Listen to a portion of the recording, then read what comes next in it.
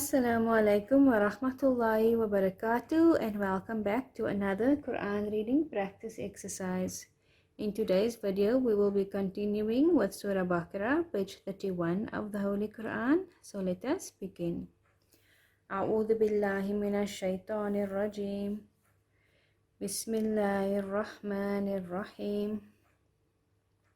ومن حيث خرجت فول وجهك شطر المسجد الحرام وحيثما كنتم فولوا وجوهكم شطره لئلا يكون للناس عليكم حجة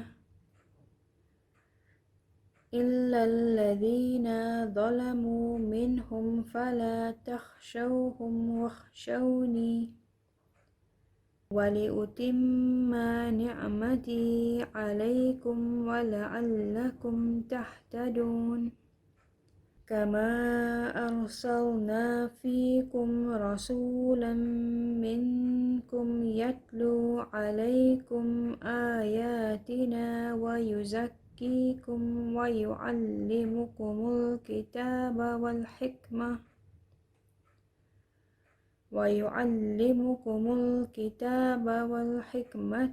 ويعلمكم ما لم تكونوا تعلمون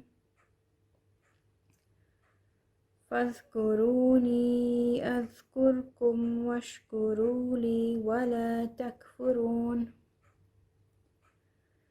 يا أيها الذين آمنوا استعينوا بالصبر والصلاة إن الله مع الصابرين ولا تقولوا لمن يقتل في سبيل الله أموات بل أحياء ولكن لا تشعرون ولنبلونكم بشيء من الخوف والجوع ونقص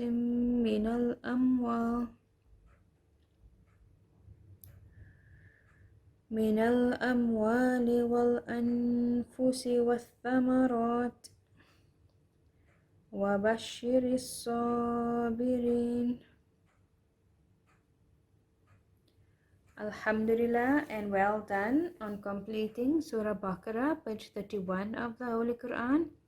If you liked this video or found it helpful, please give it a thumbs up and share it with others so that they may benefit as well, inshallah. I look forward to having you with me in the next video. Love and salams.